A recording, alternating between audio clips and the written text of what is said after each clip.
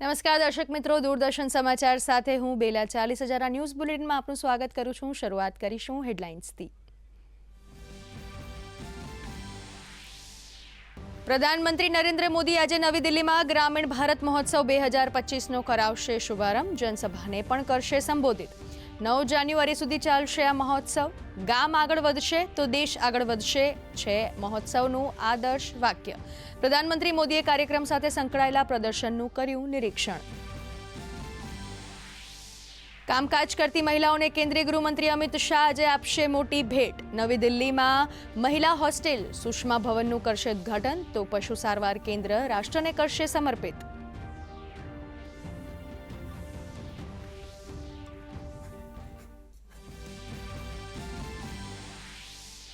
Logistics અને cargo મૂવમેન્ટની સુગમતા અંગેની કાર્યક્ષમતા માટેના લીડ્સ રેન્કિંગ 2024માં ગુજરાત સતત છઠ્ઠા વર્ષે દેશમાં રહ્યું ટોચ પર। મુખ્યમંત્રી ભૂપેન્દ્ર પટેલની વિઝનરી લીડરશિપ હેઠળ સિદ્ધિ મેળવવામાં સુવિધાઓની ઉપલબ્ધતા, ગુણવત્તા અને વ્યવસાય સુગમતાનો મહત્વનો ફાળો।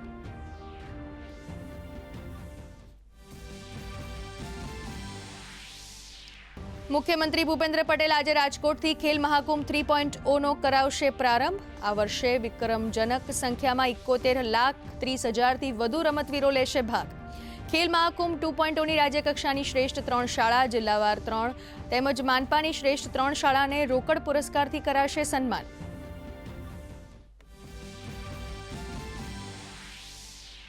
મુખ્યમંત્રી ભૂપેન્દ્ર પટેલે ઉત્તર પ્રદેશના પ્રયાગરાજ ખાતે આયોજિત મહાકુંભ 2025 માટે નિઃશુલ્ક વોટર એમ્બ્યુલન્સનું ગાંધીનગરથી કરાવ્યું પ્રસ્થાન। કેન્દ્રીય જળશક્તિ મંત્રી CR પાટીલ રહ્યા વિશેષ ઉપસ્થિત।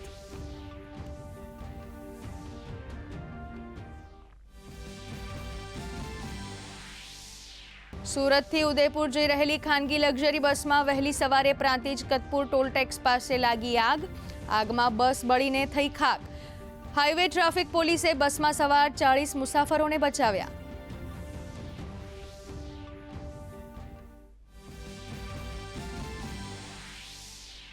સમગ્ર ઉત્તર ભારત કડકડતી ઠંડીની ઝપટમાં। દિલ્હી NCRમાં ગાઢ ધુમ્મસને કારણે વિઝિબિલિટી 0। પહાડો પર હિમપાત સાથે વરસાદ થવાનું અનુમાન। ગુજરાતમાં લઘુત્તમ તાપમાનનો પારો ઊંચકાતા ઠંડીથી આંશિક રાહત। 9 ડિગ્રી સાથે નલિયા રહ્યું રાજ્યનું સૌથી ઠંડુ શહેર।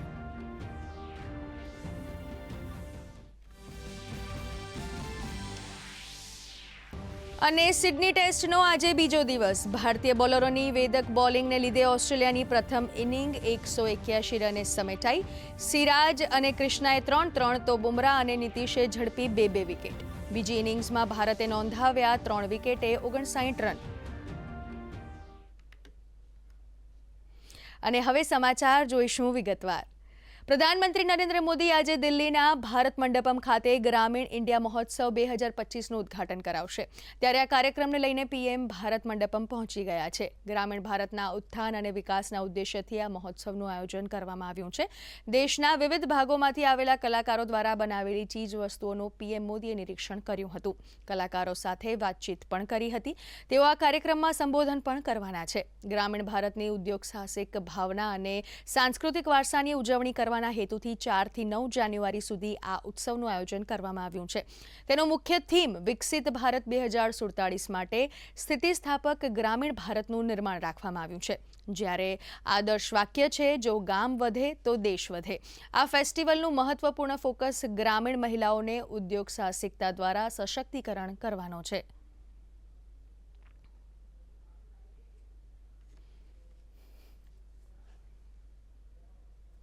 કેન્દ્રીય ગૃહમંત્રી અમિત શાહ આજે દિલ્હીમાં મહિલા છાત્રાલય સુષ્મા ભવનનું ઉદ્ઘાટન કરશે।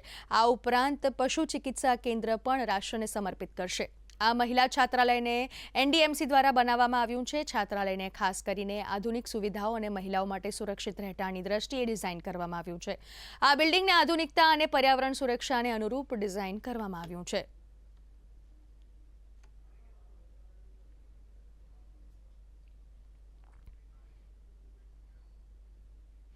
લોજિસ્ટિક્સ અને કાર્ગો મૂવમેન્ટ માટેની સુગમતા માટેની કાર્યક્ષમતા માટે લીડ્સ રેન્કિંગમાં ગુજરાત સતત 6ઠ્ઠા વર્ષે દેશમાં ટોચ પર રહ્યું છે. ઉદ્યોગ અને વાણિજ્ય મંત્રાલય ભારત સરકાર દ્વારા 2024 માટે વિવિધ રાજ્યોમાં લોજિસ્ટિક્સ ઇન્ફ્રાસ્ટ્રક્ચરની ઉપલબ્ધતા, સરકારી મંજૂરી મેળવવાની સુગમતા અને રાજ્યમાં લોજિસ્ટિક્સને પ્રોત્સાહન આપવા માટેના રાજ્યસ્તરીય પ્રયાસો પર આધારિત રેન્કિંગ જાહેર કરવામાં આવી છે, જેમાં ગુજરાતે અચીવર્સ કેટેગરીમાં પ્રથમ સ્થાન મેળવ્યું છે.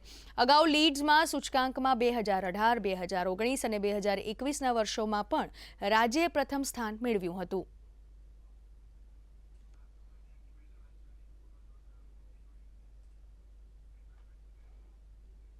સાબરકાંઠાના પ્રાંતિજ કતપુર ટોલ ટેક્સ પાસે વહેલી સવારે ખાનગી બસમાં આગ લાગી હતી. સુરતથી ઉદયપુર જઈ રહેલી ખાનગી લક્ઝરી બસનું ટાયર ફાટતા આ આગ લાગી હતી, જેમાં હાઈવે ટ્રાફિક પોલીસ દ્વારા બસમાં બેઠેલા 40 મુસાફરોનો આબાદ બચાવ કરવામાં આવ્યો છે. ફાયર વિભાગે ઘટના સ્થળે પહોંચીને આગ ઉપર કાબૂ પણ મેળવ્યો હતો.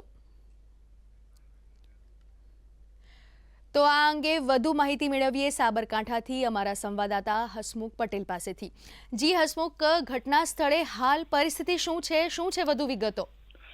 જી, ચોક્કસથી જે રીતે વાત કરવામાં આવે તો આંધ્રપ્રદેશની ખાનગી બસની જ્યારે સાબરકાંઠામાંથી પસાર થઈ રહી હતી, ખાસ કરીને પ્રાંતિજ કતપુર ટોલટેક્સ પાસેથી આ બસ પસાર થઈ રહી હતી, જે દરમિયાન ટાયર ફાટતા આગ લાગી હતી અને આગના પગલે તાત્કાલિક ધોરણે મહત્વના જે ફાયર બ્રિગેડ તેમજ પોલીસ ઘટના સ્થળે પહોંચી હતી. આગ ઉપર કાબુ મેળવી લેવાયો છે. તમામ મુસાફરોને સુરક્ષિત બહાર કઢાઈ લેવાયા હતા. તેમજ સાથોસાથ જે ટ્રાફિક તત્કાલીન સમયે જે સર્જાયો હતો, ટ્રાફિક દૂર કરી દેવામાં આવે છે. જે યાતાયાત છે એ સરળતાથી ઘટના સ્થળે શરૂ છે. તેમજ કોઈ પણ વ્યક્તિને જે હતાહત થઈ નથી, જેના પગલે ક્યાંક ને ક્યાંક કહી શકાય કે ફાયર બ્રિગેડ સહિત પોલીસે પણ રાહતનો દમ લીધો છે. હાલમાં પરિસ્થિતિ સંપૂર્ણ કાબુમાં છે. જી હસમુખ, આ સમગ્ર માહિતી બદલ આપનો ખૂબ ખૂબ આભાર. આજે મુખ્યમંત્રી ભૂપેન્દ્ર પટેલની ઉપસ્થિતિમાં Saurashtra university athletics ground Rajkot ખાતે ખેલ મહાકુંભ 3.0નું ઉદ્ઘાટન કરવામાં આવશે. ઉદ્ઘાટન સમારંભમાં ખેલ મહાકુંભ 2.0ની રાજ્ય કક્ષાની શ્રેષ્ઠ 3 શાળા, શ્રેષ્ઠ 3 જિલ્લા અને શ્રેષ્ઠ 3 મહાનગરપાલિકાને સન્માનિત કરવામાં આવશે. રમતગમત મંત્રી હર્ષ સંઘવીએ જણાવ્યું હતું કે ખેલ મહાકુંભ 3.0 અંતર્ગત આ વર્ષે રેકોર્ડ બ્રેક 71,30,834 રજીસ્ટ્રેશન્સ થયા છે. અંડર 9 કેટેગરીથી માંડીને અબવ 60 કેટેગરીમાં વિવિધ વય જૂથના ખેલાડીઓ 39 રમતમાં ભાગ લેશે.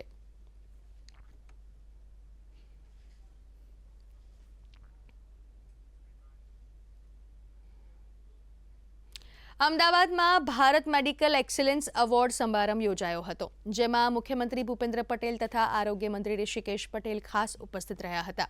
આ પ્રસંગે મેડિકલ ક્ષેત્રે વિશિષ્ટ સિદ્ધિઓ પ્રાપ્ત કરનારા અને વિશેષ કામગીરી કરનારા ડોક્ટર્સનું સન્માન કરવામાં આવ્યું હતું. કાર્યક્રમમાં સંબોધન દરમિયાન મુખ્યમંત્રીએ જણાવ્યું હતું કે રાજ્યમાં તબીબી સુવિધાઓ અને મેડિકલ ઇન્ફ્રાસ્ટ્રક્ચર સતત વિકાસ પામી રહ્યું છે, ત્યારે સેવાઓનો દુરુપયોગ ન થાય અને યોગ્ય દર્દીને યોગ્ય સારવાર મળી રહે તેનું ધ્યાન રાખવું તેમજ જરૂરિયાતમંદ દર્દીઓ પ્રત્યે સંવેદન અભિગમ અપનાવવા પણ તેમણે ઉપસ્થિત સૌને અનુરોધ કર્યો હતો.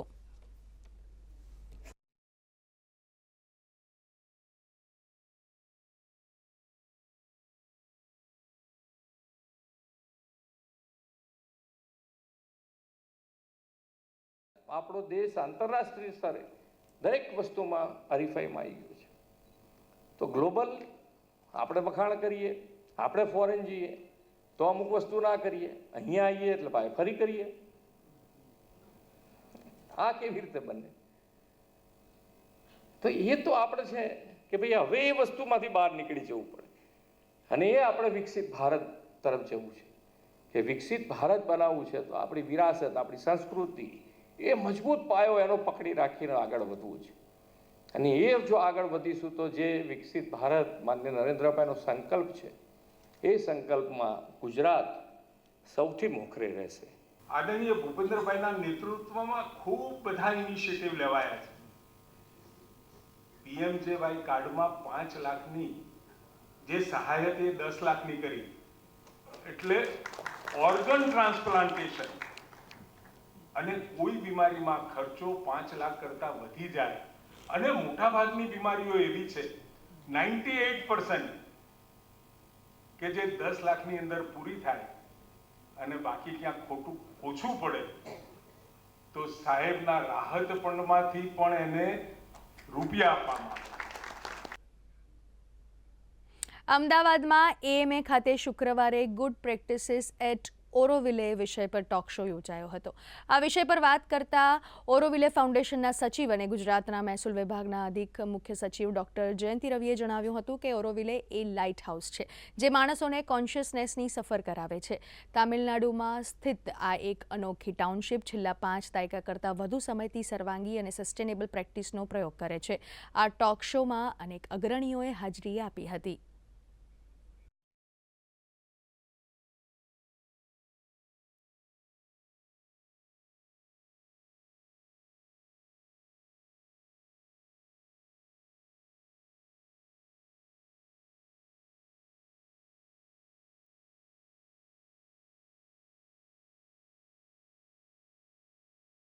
તો અમે અલગ અલગ રાજ્યોમાં અને શરૂઆત ગુજરાતથી પણ કરી છે. તમિલનાડુમાં અને પોંડિચેરીમાં પણ આવા કાર્યક્રમો આપણે કર્યા છે ત્યાં લોકલી. હવે બધા રાજ્યોમાં જઈને ત્યાં ઓરોવિલમાં શું કરવામાં આવે છે એની ગુડ પ્રેક્ટિસીસની એક ઝલક આપવાની પ્રયાસ કરીએ છીએ, જેથી કે વધારેમાં વધારે લોકો ત્યાં વિઝિટર તરીકે ત્યાંનું બધું જે છે નિહાળવા માટે પણ આવે અને પછી વોલન્ટિયર તરીકે આવીને 2 મહિના, 6 મહિના, વર્ષ સુધી રહે. ઇન્ટર્નશિપ અને એ સિવાય પછી એમને જો ઓરોવિલમાં રેઝિડન્ટ તરીકે પણ રહેવા આવવું હોય તો અલગ અલગ ભારતના તમામ રાજ્યો અને વિદેશના તમામ દેશોમાંથી પણ લોકો ત્યાં આવે. એના માટે આ એક સેતુ રૂપ ઓરોવિલ કોલિંગ અથવા ઓરોવિલ બેકન્સ નામના એક મુહિમમાં આપણે બધા અહીંયા આવ્યા છીએ. પ્રધાનમંત્રી નરેન્દ્ર મોદી દિલ્હીના ભારત મંડપમ ખાતે ગ્રામીણ ઇન્ડિયા મહોત્સવ 2025નું ઉદ્ઘાટન પ્રસંગે સંબોધન કરી રહ્યા છે. જોઈએ જીવંત પ્રસારણ.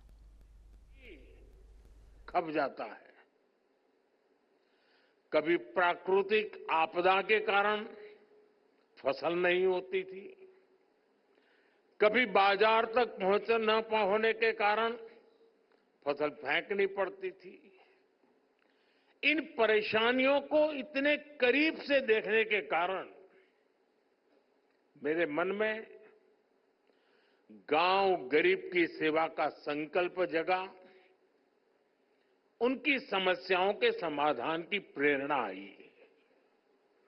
आज देश के ग्रामीण इलाकों में जो काम हो रहे हैं उनमें गांवों के सिखाए अनुभवों की भी भूमिका है. 2014 से मैं लगातार हर पल ग्रामीण भारत की सेवा में लगा हूं. गांव के लोगों को गरिमापूर्ण जीवन देना ये मेरी सरकार की प्राथमिकता है. हमारा विजन है भारत के गांव के लोग सशक्त बने, उन्हें गांव में ही आगे बढ़ने के ज्यादा से ज्यादा अवसर मिले, उन्हें पलायन ना करना पड़े, गांव के लोगों का जीवन आसान हो. और इसलिए हमने गांव-गांव में मूलभूत सुविधाओं की गारंटी का अभियान चलाया. स्वच्छ भारत अभियान के जरिए हमने घर घर में शौचालय बनवाए. पीएम आवास योजना के तहत हमने ग्रामीण इलाकों में करोड़ों परिवारों को पक्के घर दिए. आज जल जीवन मिशन से लाखों गांवों के हर घर तक पीने का साफ पानी पहुंच रहा है. साथियों, आज 1.5 लाख से ज्यादा आयुष्मान आरोग्य मंदिरों में लोगों को स्वास्थ्य सेवाओं के बेहतर विकल्प मिल रहे हैं. हमने डिजिटल टेक्नोलॉजी की मदद से देश के बेस्ट डॉक्टर्स और हॉस्पिटल को भी गांवों से जोड़ा है, टेलीमेडिसिन का लाभ लिया है।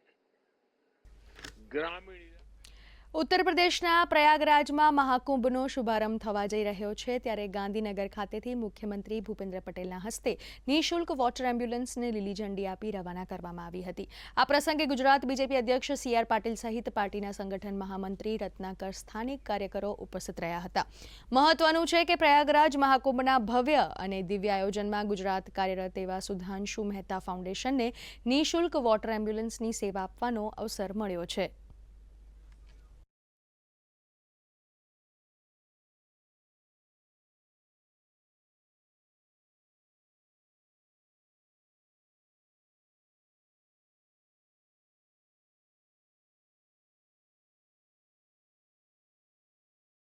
સૌ પ્રથમવાર 2015માં શરૂ કરવામાં આવી આ ત્રીજી બોટ છે કે જે ગંગા નદીની અંદર સુધાંશુ મહેતા ફાઉન્ડેશન દ્વારા મૂકવામાં આવી છે.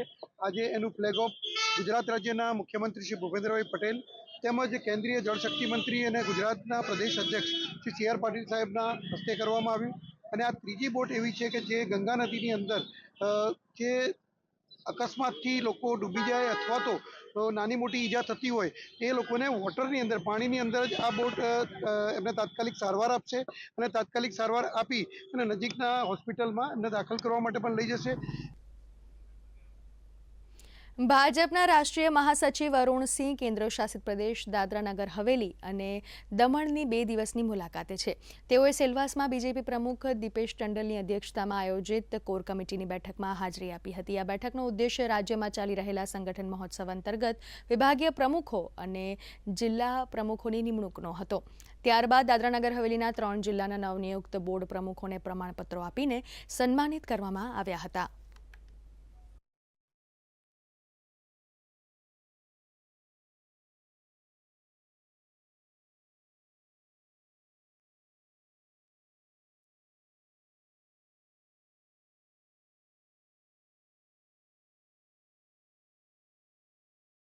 आज भारतीय जनता पार्टी विश्व की सबसे बड़ी पार्टी है.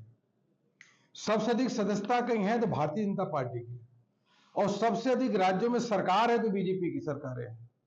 सबसे अधिक सांसद है तो बीजेपी की है. 3 बार से लगातार पूर्ण बहुमत की सरकार प्रधानमंत्री मोदी जी के नेतृत्व में है, और ऐसी पार्टी जिसका विश्व का सबसे लोकप्रिय नेतृत्व जो प्रधानमंत्री नरेंद्र मोदी जी के रूप में वो कर रहे हैं, इस बात पे लोगों को गर्व है. જે ચૂંટણી પ્રક્રિયા ચાલી રહી છે એમાં જે દાદરા નગર હવેલીના 3 જિલ્લા છે, સિલવાસા શહેરમાં 4 મંડળ અધ્યક્ષ, સિલવાસા ગ્રામીણમાં 8 મંડળ અધ્યક્ષ અને ખાનવેલ જિલ્લામાં 9 મંડળ અધ્યક્ષ, આમ 24 માંથી 21 મંડળ અધ્યક્ષોની નિયુક્તિ અમે સર્વસંમતિથી પૂર્વ સાંસદ, પૂર્વ પ્રદેશ અધ્યક્ષ, પ્રદેશના પદાધિકારી, જિલ્લાના અધ્યક્ષો અને બૂથના અધ્યક્ષો દરેક જોડે ચર્ચા વિચારણા કરી અને પ્રદેશ પ્રભારીના રાષ્ટ્રીય અધ્યક્ષ અમારા અરુણ સિંહના માર્ગદર્શનમાં 24 માંથી 21 મંડળની નિયુક્તિ થઈ ચૂકી છે. પંચમહાલ જિલ્લા અખિલ ભારતીય વિદ્યાર્થી પરિષદ દ્વારા સ્નેહ મિલન સમારોહનું આયોજન કરવામાં આવ્યું હતું. ગોધરા શહેરમાં સ્નેહ મિલન સમારોહ યોજવામાં આવ્યો હતો, જેમાં ABVP ગુજરાત પ્રદેશ સંગઠન મંત્રી હિમાલયસિંહ ઝાલા અને અખિલ ભારતીય જિજ્ઞાસા આયામ પ્રમુખ રવિશંકરજી વિશેષ ઉપસ્થિત રહ્યા હતા.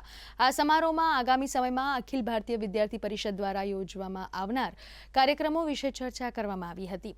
સાથે જ હોદ્દેદારોને તેઓની કાર્યપ્રણાલીથી અવગત કરાવવામાં આવ્યા હતા. આ કાર્યક્રમમાં જિલ્લાના વિવિધ વિસ્તારોમાંથી અખિલ ભારતીય વિદ્યાર્થી પરિષદના હોદ્દેદારો અને કાર્યકરો ઉપસ્થિત રહ્યા હતા.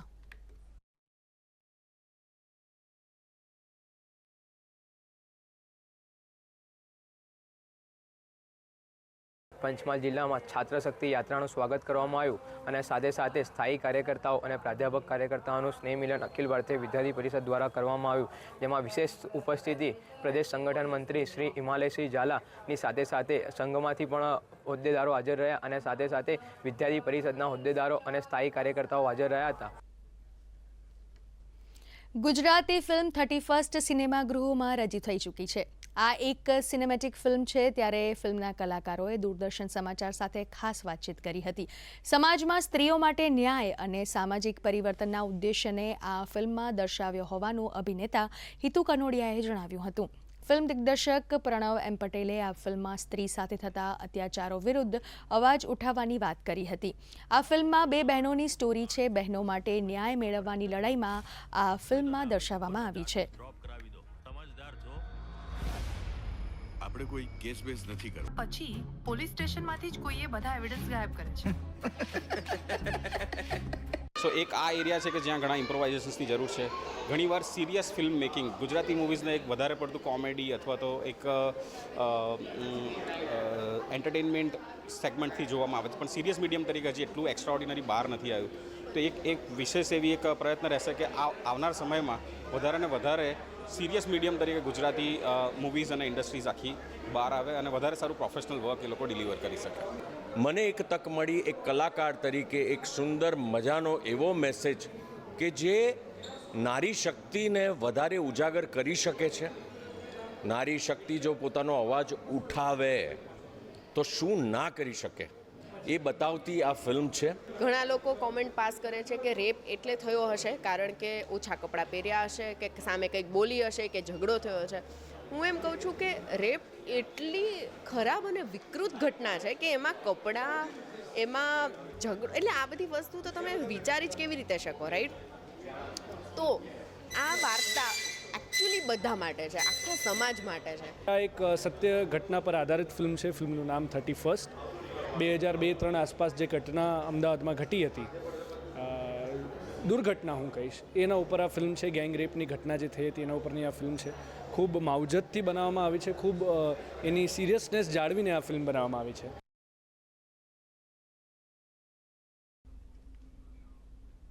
ભાવનગરમાં Saurashtra chamber of commerce and industries તેમજ સૌરાષ્ટ્ર ચેમ્બર ટ્રસ્ટ દ્વારા આયોજિત વિઝન 2030 ટ્રેડ એન્ડ ઇન્ડસ્ટ્રીયલ એક્સપોના પ્રથમ દિવસે કેન્દ્રીય મંત્રી ડોક્ટર મનસુખ માંડવિયા મુલાકાતે પહોંચ્યા હતા, જ્યાં મોમેન્ટો આપી તેમનું સ્વાગત કરવામાં આવ્યું હતું. તેમની સાથે ધારાસભ્યો, સંગઠનના હોદ્દેદારો તેમજ ચેમ્બર્સના હોદ્દેદારો પણ જોડાયા હતા.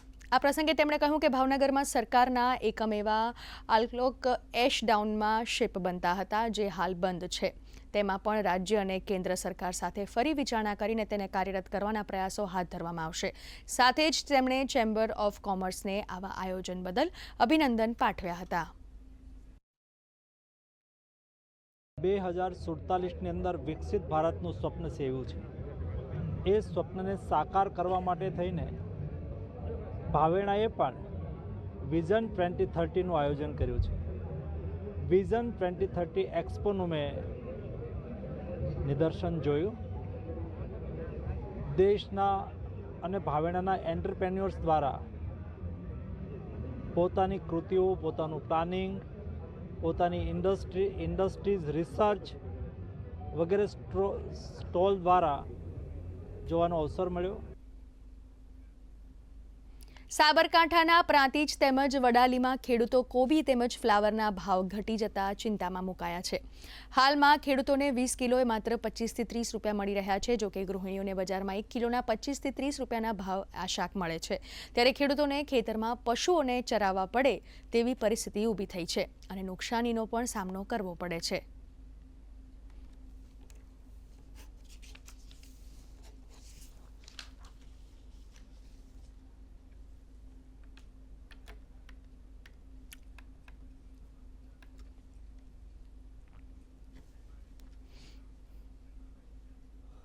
લઘુત્તમ તાપમાનનો પારો ઉંચકાતા રાજ્યમાં ઠંડીથી આંશિક રાહત મળી છે. થોડા દિવસથી હાડ થીજવતી ઠંડી પડ્યા બાદ તાપમાનમાં વધારો નોંધાતા રાજ્યમાં કડકડતી ઠંડીમાં આંશિક રાહત અનુભવાઈ હતી. હવામાન વિભાગ દ્વારા જાહેર કરવામાં આવેલ માહિતી અનુસાર કચ્છનું નલિયા રાજ્યમાં સૌથી ઠંડુ શહેર રહ્યું છે. નલિયામાં લઘુત્તમ તાપમાન 9 ડિગ્રી, ત્યારબાદ નર્મદામાં 10.1 ડિગ્રી, દાહોદમાં 11.2, ગાંધીનગરમાં 11.5, ડીસામાં 13.3 અને પોરબંદરમાં 15 ડિગ્રી લઘુત્તમ તાપમાન નોંધાયું હતું. તો અમદાવાદમાં 14.1 ડિગ્રી, રાજકોટમાં 14.2 ડિગ્રી અને સુરતમાં 16.8 ડિગ્રી લઘુત્તમ તાપમાન નોંધાયું હતું.